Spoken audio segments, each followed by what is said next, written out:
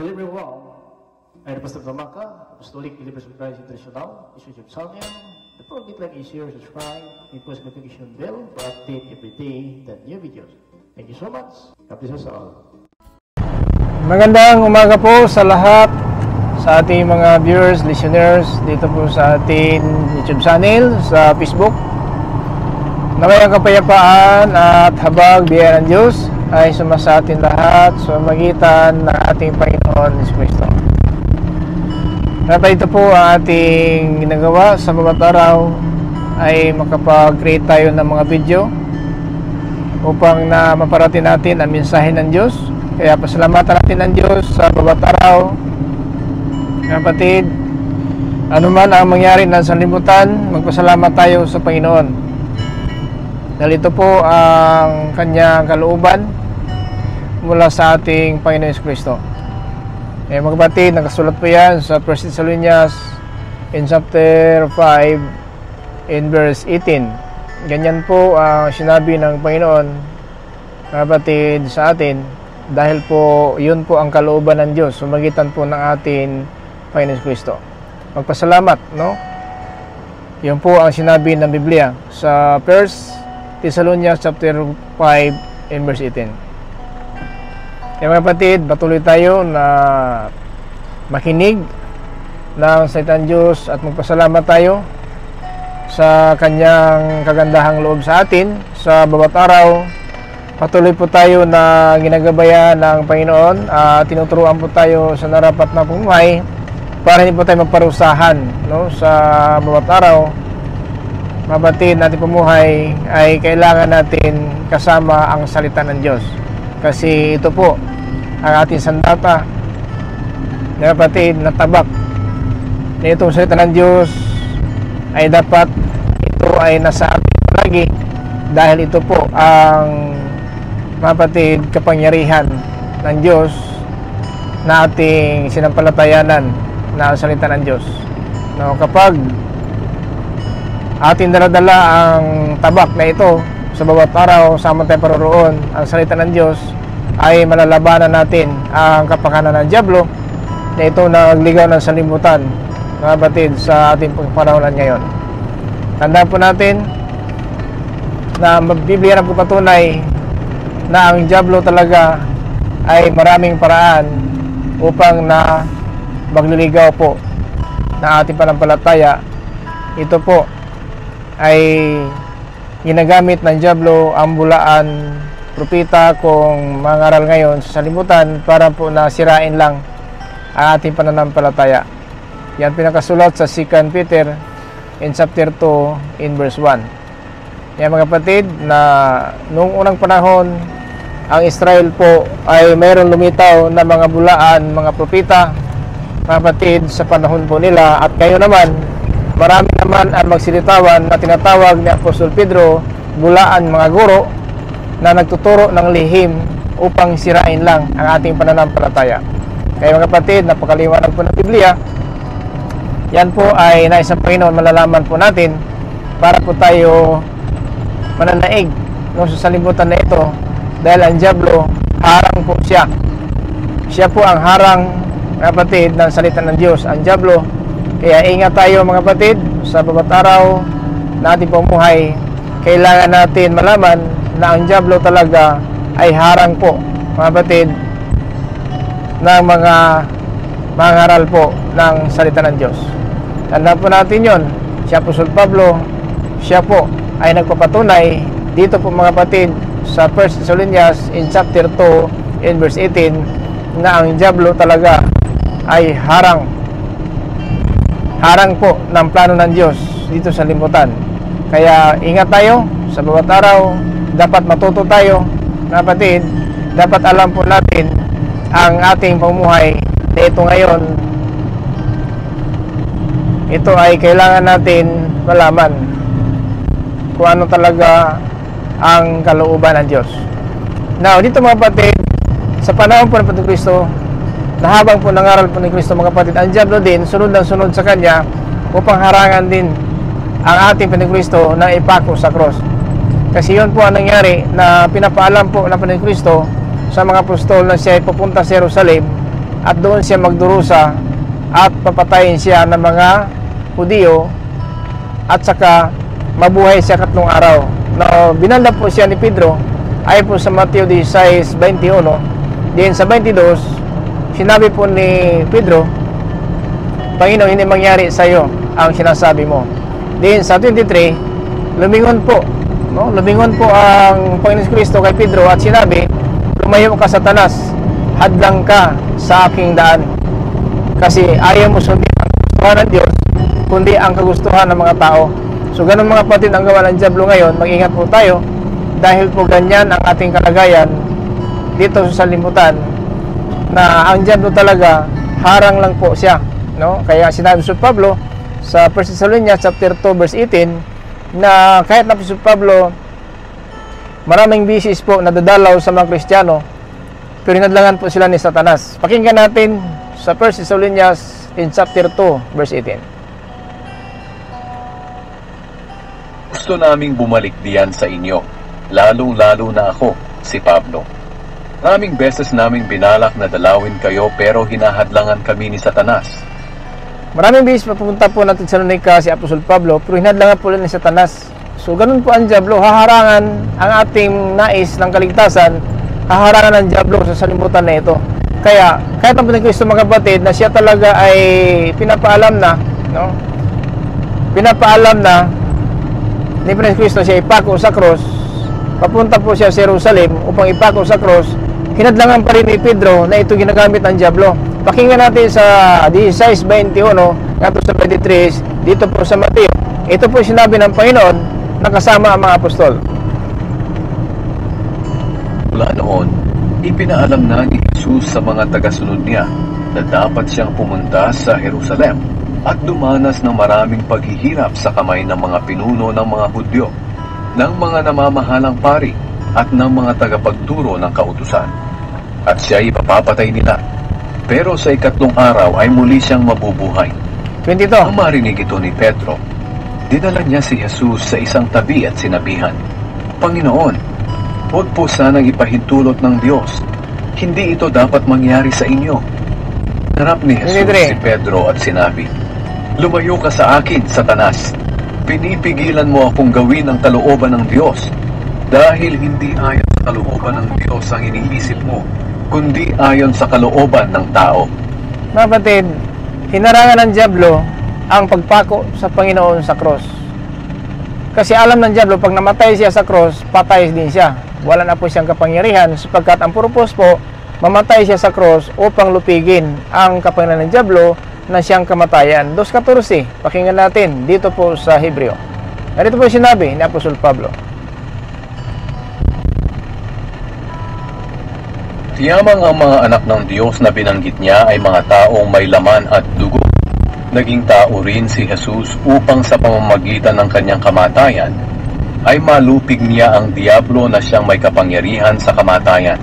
Yun pala, hinaharang po ng dyablo ang kanyang pagpako sa cross para hindi talaga malupig ang kanyang kapangyarihan na siyang kamatayan. Kasi ang tanan, lahat ng kasala talaga ay mamatay.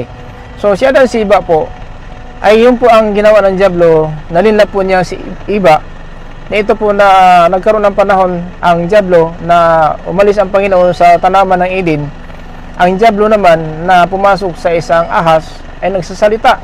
Pakinggan natin sa Genesis, Kabanata 3, talata 1 hanggang po sa 6. Ito po ang nangyari, mga kapatid. Sa panahon po na ginawa ang tao at nagkasala, at yun ang dahil namatay tayo ngayon, dahil po sa ginawa ng dyablo sa isang babae at saka kay Adan na pinakain po ng babae ng bunga ng puno ng kahoy. Pakinggan natin Genesis chapter 3 verse 1 up to 6, mga kapatid. Sa lahat ng hayop na nilikha ng Panginoong Diyos, ang ahas ang pinakatusok. Minsan tinanong ng ahas ang babae, Totoo bang pinagbabawalan kayo ng Diyos na kumain ng bunga ng alinmang puno sa halamanan? Sumagot ang babae, Makakain namin ng kahit anong bunga ng puno rito sa halamanan, maliban lang sa bunga ng puno na nasa gitna ng halamanan. Verse 4. Sapagkat sinabi ng Diyos na hindi kami dapat kumain o humipo man lang ng bunga ng punong iyon. Kapag ginawa namin iyon, mamamatay kami. Pero sinabi ng ahas, Verse 4. hindi totoong mamamatay kayo.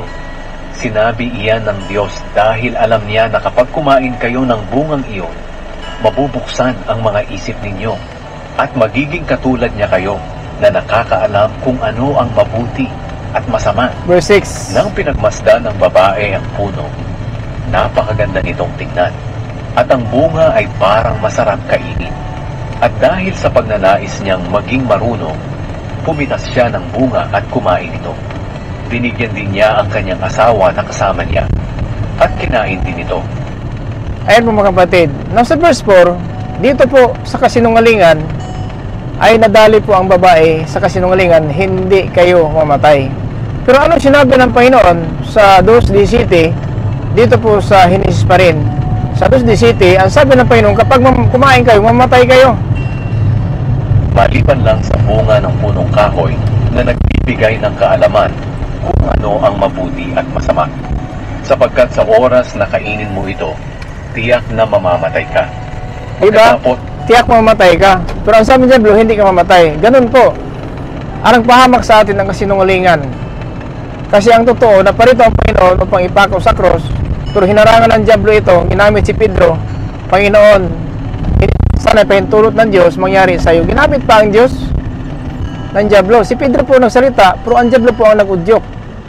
Kaya, pinagalitan ng Panginoon si Satanas. Na ang sabi niya sa Mateo 16:23, umalis ka Satanas, hadlang ka. No? Hadlang ka.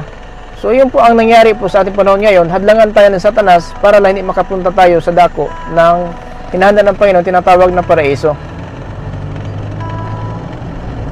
narap ni Jesus si Pedro at sinabi, "Lumayo ka sa akin, Satanas. Pinipigilan mo akong gawin ang kalooban ng Diyos dahil hindi ayon sa kalooban ng Diyos ang iniisip mo, kundi ayon sa kalooban ng tao." Yun po ang Diablo. Ang gusto ng Diablo, yung gusto ng tao lang, yung pumatay, mga lunyan, makiapid, yung simasdiyosan, magbayad tumboy, patunghayaw, nagsinungaling, nagkalasing, at mga sakim. Yun po ang nasa Diablo gawin mo. Kasi yun po ang ugali ng tao. So, ang ugali ng ang kalooban ng Diyos, ang utos ng Diyos, ay ayaw ng Diablo sundin mo. Kaya, kahit na po ipako niya sa cross, hinarangan pa rin siya ng Diablo. Kasi, talagang yun na po ang katapusan niya. Pag namatay ang Kristo, si taas ng cross, tapos na.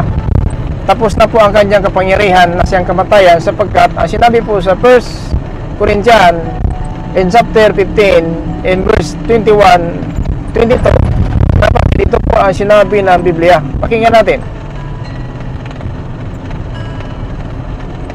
Dahil sa isang tao na si Adan, dumating ang kamatayan sa lahat ng tao. At dahil din sa isang tao na si Kristo, muling mabubuhay ang mga patay. Sapagkat kung paanong tayong mga tao ay mamamatay dahil sa kaugnayan natin kay Adan, ganoon din naman dahil sa ating kaugnayan kay Kristo, tayong lahat ay muling mabubuhay. So, kung wala po si Kristo, pag namatay tayo, wala na muling pagkabuhay. Pero ayaw ng Diyos na ang kanyang nais ng tao na walang kamatayan, nabawi ang puyatan sa ginawa ng Diablo. Kaya sinabi ng Panginoon na ang Diablo mamatay tao noon pa malang. Sa pasimula pa lang, ang Diablo mamamatay tao. So yan mga kapatid, ang sinabi ng Panginoon sa 8, dito sa 8:44, dito po sa John. Noon pa lang mamatay tao na po ang Diablo. Kaya ito po nangyari mga kapatid, na paparito ang Panginoon upang lupigin ang Diablo. 8:44 sa Juan. Ang Diablo ang inyong ama, at kung ano ang gusto niya, iyon ang ginagawa ninyo. Siya'y mamamatay tao mula pa sa simula, at ayaw niya ng katotohanan, dahil walang katotohanan sa kanya. Likas sa kanya ang pagsisinungaling, dahil sinungaling siya, at siya ang pinagmumulan ng lahat ng kasinungalingan. So, lahat ng mga sinungaling ng mga tao ngayon, so yun po ang pinagmulan. Ang Diablo po ang nag-udyok para magsinungaling ang tao at gumawa ng kasamaan. At kasi ang Diablo, mamatay tao noon pa lang. Hindi po tayo mamatay kung nagkasala si Adan si Eva. Kaya gusto na ng Panginoon, bawiin tayo sa kamatayan para mabuhay tayo, mga kapatid, sa kanyang pagparito. Siguro naman mga kapatid, kung magtanong tayo sa libutan, lahat ng tao naman siguro tanungin natin, nais talaga nila ang kaligtasan? Siguro isa lang po ang sagot, mga kapatid. Isa lang siguro ang sagot. Kung kailangan nating kaligtasan. Kaya kung ayaw po natin na magparusahan, so kailan natin, mga kapatid, gawin? no? Gawin natin ang kalooban ng Diyos, wag ang kalooban ng diablo. Sa kalooban ng diablo, sa limutan lang po yan. Gusto ng diablo, papatay ka, mga lunya, kiapid ka, para itapon ka sa impyerno kasama niya. So ayaw ng Diyos talaga, ganun na lamang. Kaya tinatapos ng Diyos, habang namuhay po tayo, para maiwasan natin ang mga bagay na dapat iwasan at gawin natin ang mga bagay na dapat gawin. Ay importante, habang naghintay sa Panginoon Kristo sa kanyang pagparito, pamuhay tayo na maayos, maka-Diyos at matuwid, no? Na pamuhay, yun po ang ating gagawin habang hintay sa pagparito ng ating Panginoon. Napakinggan natin si Tito, ganito po ang kanyang payo para sa atin mga batid, dito sa Tito 2:13. Pakinggan natin si Tito, ganito po ang kanyang sinabi. Ito ang nagtuturo sa atin na talikuran ng kasamaan at makatutupad na natin. Kaya pamuhay tayo sa mundong ito ng maayos, matuwid at makadiyos, habang hinihintay natin ang napakagandang pag-asa na walang iba kundi ang maluwalhating pagbabalik ng ating dakilang Diyos at tagapagligtas na si Heso Kristo. Ayun, kapag naghintay tayo sa pag-asa nito ng kaligtasan, so mamuhay tayo sa mundong ito na layuan natin ang makamundong pagdadasa. Mamuhay tayo sa mundo na ito na maayos, makadiyos at matuwid. So yun po ang naghihintay ng kaligtasan. Hindi po mga batid na namuhay tayo sa salimutan na ito na atin lang sarili sinusunod, ang utos ng tao ang sinusunod, kasi ang utos ng tao yung sa puso mo lang. Hindi po kalooban ng Diyos ang sinusunod natin, yung sa puso mo lang, magmata sa sarili, mamatay, pagpatay, panglunya, pagkiapid, pagsaksing kisulingan, panira ng kapwa. Ito po sa Mateo 15, 19:20, ito ang nagpaparomis sa atin sa Panginoon ng Diyos. So minsan po yan na po yung sinusunod. Ang mga kapatid, iniisip natin na makatao, no? Makatao at makasalaan ang pagkatao, na ito yung sinasabi ni Apostol Pablo sa Roma City. Habang po tayo sa katawan, mayroon po makasalaanan kung makasalaan ang pagkatao, no? Ito po mga kapatid, kailangan natin ang makasalaan ng pagkatao, iwasan na po natin yan. Yun po makamundo, yun po ang nais ng diablo, yan ang sundin mo, makasalaan ng pagkatao para ayaw masunod ang kalooban ng Diyos. So ito mga kapatid na sinasabi po mga kapatid na mananaklat na dito po sa City, hallelujah, 15 nga to sa 19 dito sa Roma.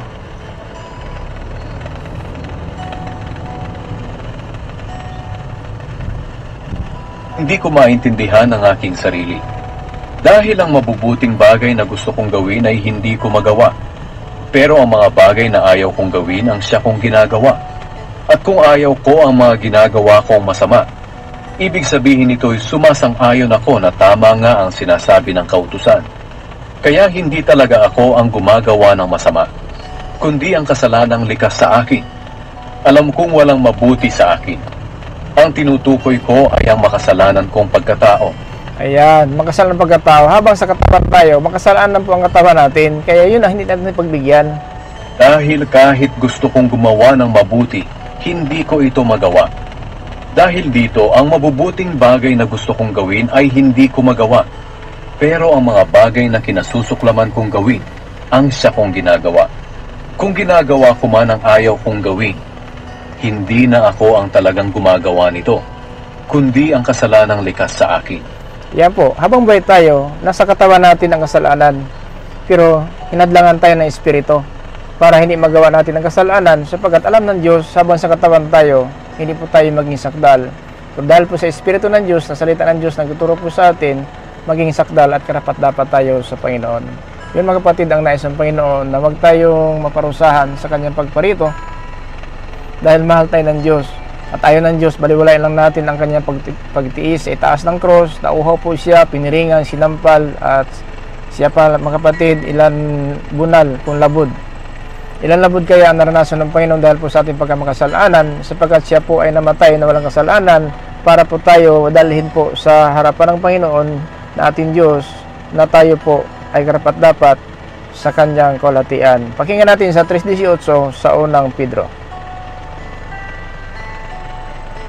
Sapagkat si Kristo nga'y pinatay kahit wala siyang nagawang masama, at minsan lang siya namatay para mapatawad ang mga kasalanan natin.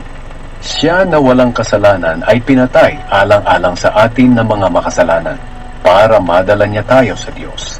Pinatay siya sa laman, pero binuhay siya sa Espiritu. Ayan po mga kapatid, no? Maliwanag ang Biblia, namatay po siya kahit wala siyang kasalanan, alang-alang sa atin na makasalanan. So sana mga kapatid, pahalagaan naman natin ang kamatay niya sa itaas sa krus, dahil ang sinabi ng Biblia sa Mateo 12:31-32, lahat ng kasalanan tao mapatawad, pero ang mapastangan ng Espiritu Santo hindi mapatawad. Mga kapatid, na po natin magmula ngayon hanggang sa pangulang buhay. So kahit na kung nakasala tayo anong kasalanan, mapatawad po yan. Pero baliwalain natin itong salita ng Diyos na ito ang sinasabi ng Espiritu Santo. Mga kapatid, ang kasalanan na yan, wala na pong kapatawaran magmula ngayon hanggang sa pangulang buhay. So baliwalain ang salita ng Diyos mga kapatid. Sana po nakatulong ito sa atin, itong mga video na ating ginagawa. Sa araw na ito, naway kapayapaan, habag biyan ang Diyos na isuma sa atin lahat. Ito po yung lingkod kay Kristo Jesus para tulong mga kaps. Ulit Biblia International, magsabi sa batisa, grace, mercy, and peace. Be with you us, Jesus Christ. Amen.